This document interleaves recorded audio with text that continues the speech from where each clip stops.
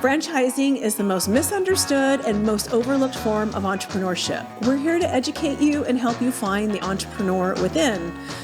Franchising is not all about the French fries. We find that individuals who are exploring business ownership tend to have a lot of misperceptions and misunderstandings about the franchise industry. So what we want to do is help prospective business owners make confident and educated decisions before moving forward or not moving forward with a business. Welcome to Unpredicted Entrepreneur. And welcome to episode 35 of Unpredicted Entrepreneur. My name is Sarah Wasco, and I am with FranNet of Dallas, Fort Worth, and Oklahoma. I am normally joined by my colleague Roxanne Rapsky, but unfortunately she was unable to join us today. So I am here solo to bring you all things about business ownership and specifically franchising. And today I am thrilled to welcome my guest, Corey Overcash. Corey Overcash is a relatively new owner of CertaPro Painters here in the DFW area, and he is also a veteran. So Corey, welcome to Unpredicted Entrepreneur. Thanks so much for joining us. Tell us just a little bit about your background prior to owning CertaPro Painters. It's pretty straightforward. Out of high school, I went to college for a little while, ended up joining the Army. Had a couple deployments, did some counter-narcotic and human trafficking along the South Texas corridor. When I transitioned out of the Army, I became a private contractor for a company directly supporting military forces and operations, primarily in Afghanistan, but I also spent some time in Iraq. And then, that led to this. So that is very interesting, and something that I want to share with our listeners is that Corey and I actually connected at the very end of 2018, and you were heading back out to Afghanistan at that time. Is that correct? Yeah, for sure. We met through my my mother-in-law because she knew my ambition and my drive and my ultimate objective in life was to become a business owner. Yeah. And she referred you to me, and that's how this relationship started. So I was really intrigued by Corey's ability to do his franchise due diligence while in Afghanistan. So we had an initial conversation. You completed our profile and then got on a plane and went overseas to serve our country. You were serving the military, but working for a private company. Is that right? Or Yes. Did I say that right? Okay. Yeah. So you were gone for months at a time and then would come home for a bit and then would go back again. And Corey was able to have weekly calls with me, did his due diligence, talked to the franchisors the entire time while being in Afghanistan. So that, first of all, just stood out to me as a huge asset for you, just in terms of being a business owner, being able to manage your time, do your job, be overseas. I mean, it's difficult for a lot of our clients to juggle all of that while they're on the same time zone. I mean, you were like talking when we had our calls, it was 10 or 11 p.m. for you. Yeah. Right. And I've never wanted to my own horn, but for sure, I think the time difference was between 9 and 9.5 hours, and I was working, like we operated at night. So I didn't get up typically till maybe 8 p.m., 9 p.m., and that's when we were primarily having our calls. But, for most people, if the drive is there, you're going to make it happen for sure. Yes, and you exemplified that I was just super impressed with how that all played out. So it was 2020, because I may have had the dates wrong. We met at the end of 2019. You started your due diligence 2020, like January. And then I specifically remember you returning home like middle of March, a day or two before everything just shut down, right? Yeah, I got really lucky on that. I think it was like 2 days prior to international travel being shut down. Yes. So at that time, you had narrowed it down to a couple of options. You had a couple of franchises that you were very interested in, and you attended at least one discovery day, or were there more than one after you got back? I think we did 2 discovery days, if I remember correctly. Okay. And those were fitness brands. And there was, when you came to me, there were some specific reasons that you were kind of attracted to fitness. So why don't you share a little bit about that? Yeah, I think, obviously I'm not going to mention the brands that we got close with, but for me personally, fitness is a big thing in life, but mental health as well. And so when it came to those brands, I could focus on both. And that was going to be a push to just kind of knock down the stigma of that's still associated with mental health, especially being a veteran. And that would have been my outreach with those is first responders and vets.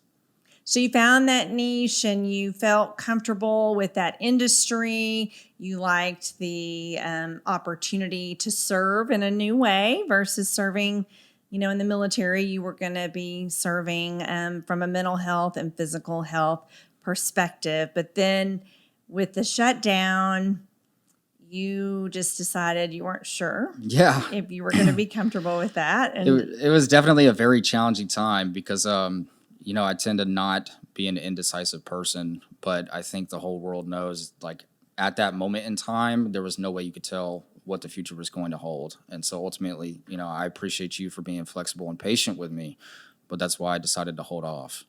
Absolutely. And you're not alone. I had multiple clients at that time. And when we're talking April 2020, I think we all thought it was going to be a week to 2 weeks that things would be shut down. And then it turned into, I don't know, a couple of months for some people. I can almost remember the day that my hair salon opened. I think she was closed for 2 months. And when I found out, I called to make my appointment and she didn't even know. So I can pretty much tell you that it was at least 2 months there. So you just said, I'm going to pause. We don't know what the future holds at this time. It just doesn't feel right. And I always encourage my clients to go with their gut. If something doesn't feel right, then it probably isn't the right time. And so how many more times did you go back overseas after that? Do you remember? It's challenging. So I think that, like you said, that was 2020. I believe I deployed to Afghanistan another 3 times and then to Iraq twice. But I do want to hop in and say I applaud you because I felt terrible throughout the process. I was like, I hope she doesn't think I'm just, trying to move forward and then backing down. So no, not at all. I respect you tremendously for that. I've been doing this a long time. And I really just, as I said, am a believer that it all is about timing. And when it didn't feel right for you, then you should not move forward. There's never should be any discomfort about, not making a decision or whatever, because you have to do what's best for you. So you went back and did that for almost 2 more years. As you said, maybe 5 more deployments. You kind of lose track. And then it became January or early this year. I don't remember exactly when it was. And you thought, okay, I kind of want to pursue this again. So kind of what prompted that? I don't know. I mean, I feel like it was just kind of a kick in the rear towards the end of, the previous year. It was like I completely let go of this and I almost felt complacent that it's like you dropped off on pursuing your dream and your objective. You got close to the finish line and then, COVID, the inevitable, forgive me, I can't speak, but, things obviously happened and I just decided out of our control to shift focus and, change gears and start looking for a resale where it's not going to be a new start and an unpredictable environment. Yes. So you mentioned your dream of business ownership, and you told me at one point you wanted to own a business since you were a child. Yeah, I've always been had that idea in my head of not only being my own boss, but I've, been ambitious, been hungry. And I think ultimately the responsibility of the success or failure is really what excited me and drove me towards this. If I don't do enough, that is my responsibility, my fault. So that's definitely a huge part of it for sure. So you like that feeling of having more control over your outcome. Am I hearing that correctly? 100%. Okay. So you mentioned a resale. So come this year, you started looking at a variety of opportunities again, still explored. We were not looking at fitness anymore. So we presented a few other ideas to you, and you narrowed in on a CertaPro painter. You mentioned a resale. So we already kind of talked about timing. It just turned out that there was someone in the market where you essentially live that was willing or ready to sell their painting franchise. So tell us a little bit about what it was that attracted you to this opportunity. Yeah, and just to hit on that again, it really did fall in my lap, like with the like perfect timing. But once I began the due diligence process, like with the franchisor, I just saw so many different things that stood out to me compared to other brands that I'd entertain in the future. For example, I have a GM, like, a general manager that's essentially a coach. I can reach out to him every single day with questions, concerns, and he helps drive your business, identify, your weak points, your strengths. I have a marketing manager who assists me in things like, okay, whether am I gonna push direct mail, or am I gonna push streaming? Like, it just kind of guides you. For a person who's not a business owner and has no history in that, and there's so many unknowns, it really alleviates a lot of additional work and just stress with things that you don't know. Yes, that's really good to know. And it kind of takes us back to our profiling system where you did profile as a belonger. And belongers, in FranNet's terms, are the individuals that need a little more safety and security. And so a brand like CertaPro that's been around for 30 years, Yeah. has it been around that long? Quite a long time. Yeah, was appealing to you. And so tell me about the experience that you had. I remember our conversations when you were talking to other franchisees. What about that? It's really impressive. I think there's about 12 of them in the DFW metropolitan area. They were all very, very open with me, very welcoming. I was able to shadow different franchisees, go out for the day with them, ask them questions. So not only do you have the franchisor support, but the support of your fellow business owners in the area. And then to hit on that again, I mean, CertaPro is the most nationally recognized branded painting company in the nation, to include Canada. So kind of to your point about the other franchisees in the area, we like to say in franchising that you're in business for yourself, but not by yourself. Yeah, absolutely. So that was more appealing to you than versus maybe a newer brand, because a lot of what we had looked at before, there were not very many franchisees in this Right. area. Yeah, and it's just 100% like, people I can lean on almost daily. If I have questions, I have somebody I can reach out to that's been in the industry for a while, that has the answers or has recommendations, compared to maybe a new start like you referenced, where, they're still building up in Tampa. And there's, I'm the first one here, and there's no one that you can lean on, for support. Well, and, kind of to that point too, because Dallas-Fort Worth is such a strong location for businesses, it kind of tends to sell out quickly. And so I've been with FranNet for 10 years, and I told you this, you were the first opportunity that I'd had to work with CertaPro because it had been sold out my entire career here. And back to the timing thing, it just really worked out where after 2 more years of going overseas, you were pretty much like, okay, I'm done. I'm out of here. Yeah. And then this opportunity became available at the same time to allow you to get into an existing business that was up and running, that already had brand recognition in the whole Metroplex, but also already had a reputation in your market. Tell us exactly where your market is. Just to give an idea, it's really Northeast Tarrant County. So for those, I mean, I could just spit off the cities, and that may be the best way to do it, but it's like, Grapevine, Southlake, Colleyville, Keller, North Richland Hills, HEB, Trophy Club, Roanoke. So essentially that Northeast sector. But it is funny because a lot of gentlemen that have been around for a while poke fun at me, and they're like, I would have grabbed that up if I had the opportunity. So timing is everything for sure. It is. So that's kind of probably good to know too, right? Yeah. That you got in just at the right time, or somebody else could have snatched it out from under Yeah. you. So you mentioned first-time business owner, and I know you had a little apprehension about taking this leap, just like everybody does. How are they helping you from a marketing perspective? What kind of marketing support are you getting?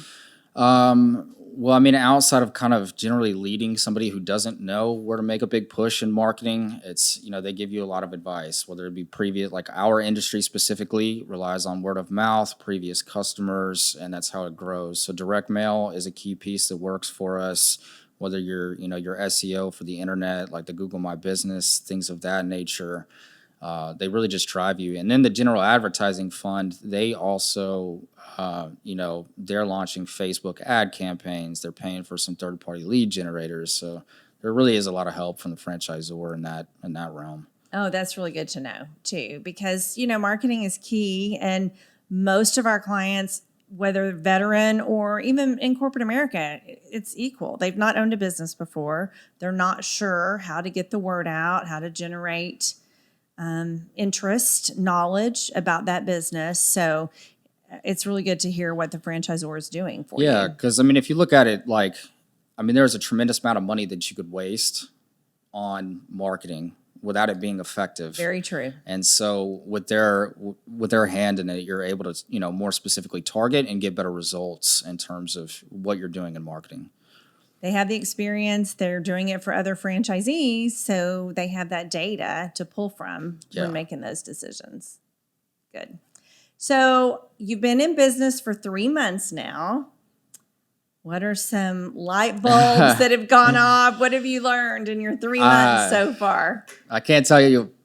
I joke about this a lot, but I can't tell you how many times during the last 90 days that I've been like, man, I just want to go back overseas. I think, it's a stress But that's not the stress right? you don't. Yep. Okay. Yeah. I think some people don't realize just how much of your life it's going to take and absorb. They talk about a work-life balance, and when you're coming into an already reputable business, there's so much on your shoulders. It's so time. Expect to commit everything. Yep.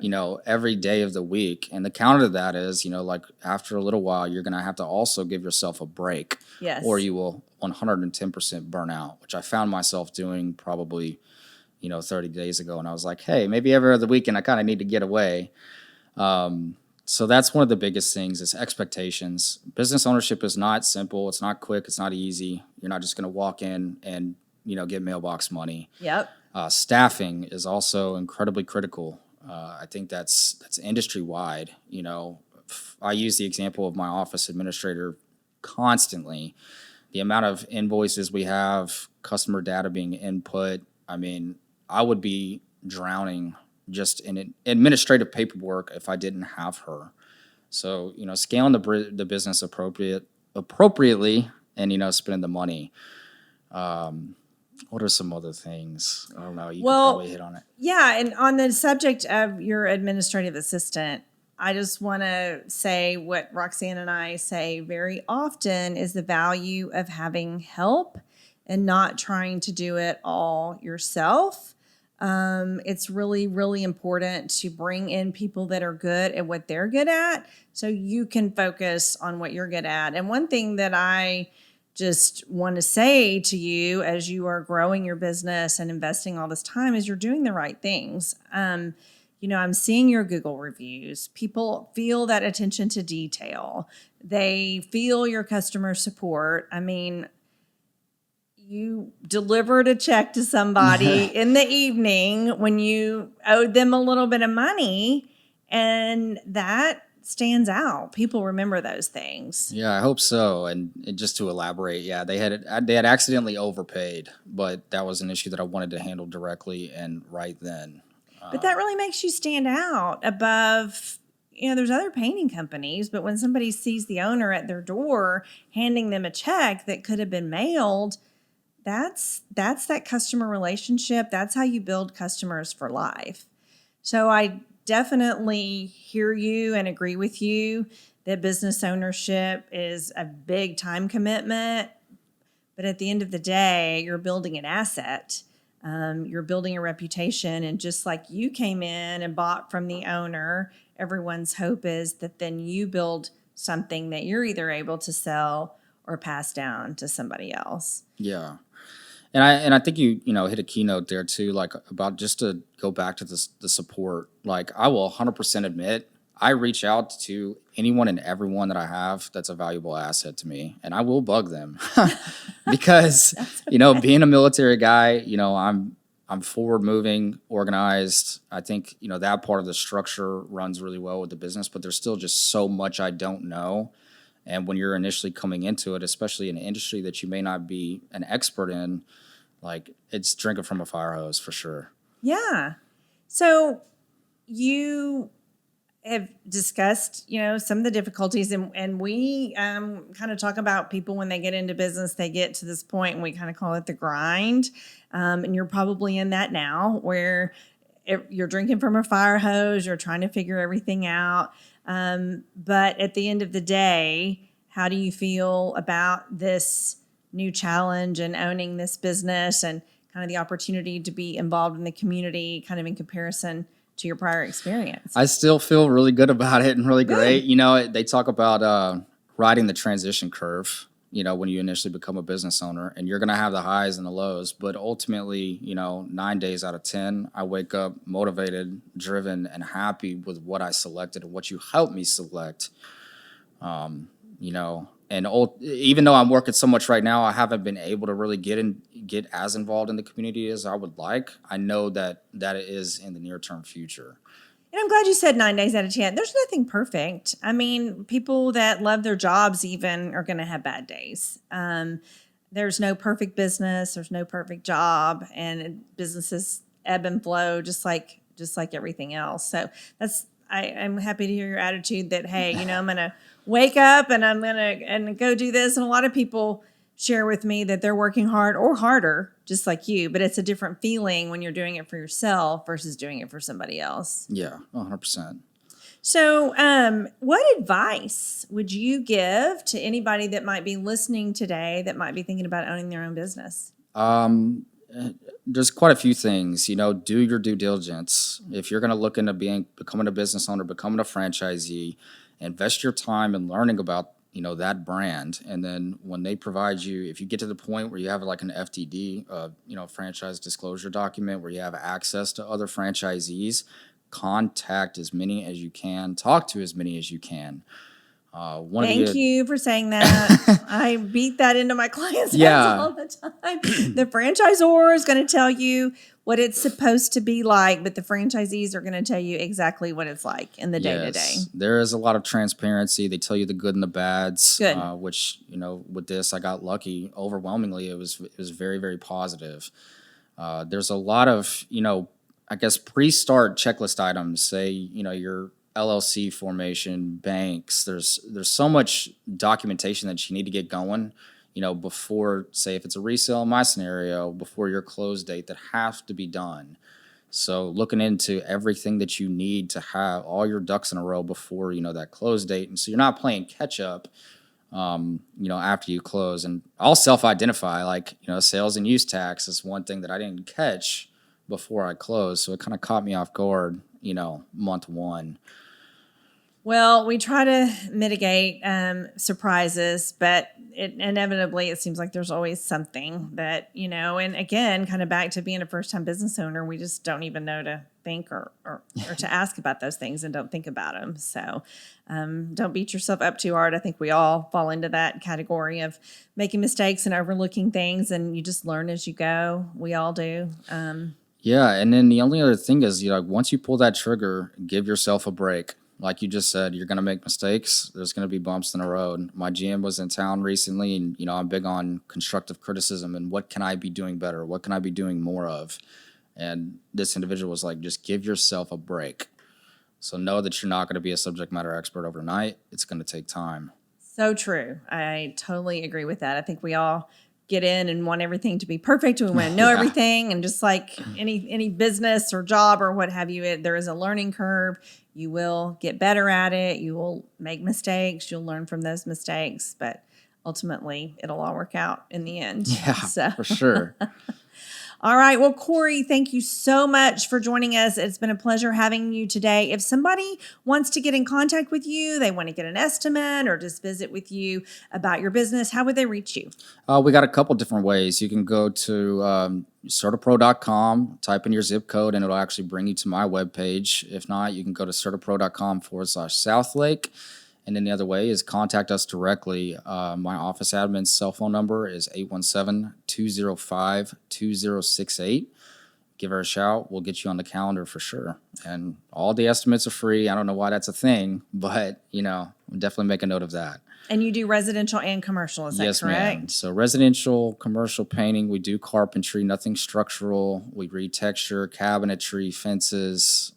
There's, quite the gauntlet of things that we can do for you. Wonderful. Wonderful. Well, thank you again so much. We really appreciate you taking time out of your busy day to come and join us on Unpredicted Entrepreneur. Again, I am Sarah Wasco. You can find me on LinkedIn. It's SaraWaskow, and my colleague Roxanne Rapsky. Her last name is Rapske. We're very active on LinkedIn, so please feel free to reach out to us there. You can also find previous episodes everywhere you get your podcast, and you can also please feel free to subscribe to our YouTube channel, which is FranNet of Dallas, Fort Worth, and Oklahoma. Thanks again for joining us. Have a great day.